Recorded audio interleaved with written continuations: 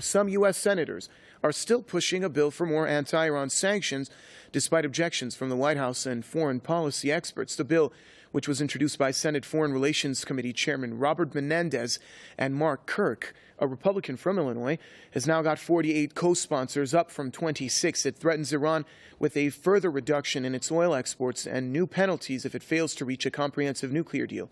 The Obama administration, which has threatened to veto the bill, says new sanctions would damage talks with Iran. Tehran has also advised against any such move. The U.S. has imposed several rounds of sanctions on Iran under the pretext of its nuclear program, which Tehran says is solely for civilian purposes. Professor James Fetzer joins us now from Madison to give us more insight on that story. Professor Fetzer, what are your thoughts on this recent push by a number of U.S. senators to increase anti-Iran sanctions? And this is the fact that the negotiations in continuation of that landmark deal in Geneva are ongoing.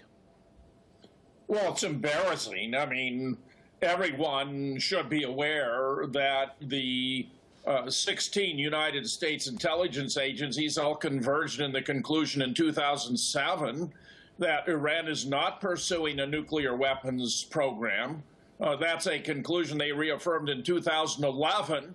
This appears to be the result of a propaganda blitz by the Israelis. Benjamin Netanyahu is terrified that there might be a diplomatic solution to the tensions with Iran, which were never justified to begin with. So I'm sorry to say that this is a sterling instance in which the United States Senate has failed to live up to its responsibilities under the Constitution.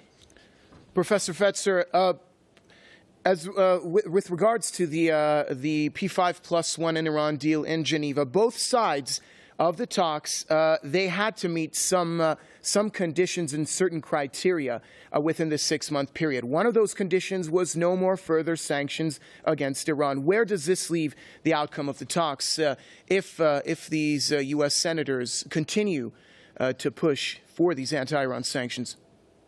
Well, the bad sign is that they have 48 co-sponsors. The good sign is that I believe Obama will veto any such proposal so that there will not, in fact, be new sanctions. I'm quite certain that the Senate would be unable to muster 60 votes in support of such a ridiculous proposition, especially when the sides are on the verge of reaching an historic agreement, which is long, long overdue.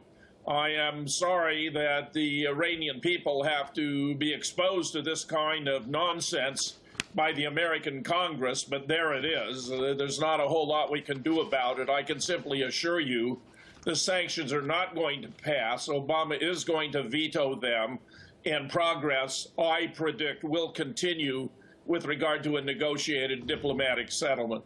All right. Thank you very much, Professor James Fetzer from University of Minnesota, Duluth. Your comments are much appreciated here on Press TV.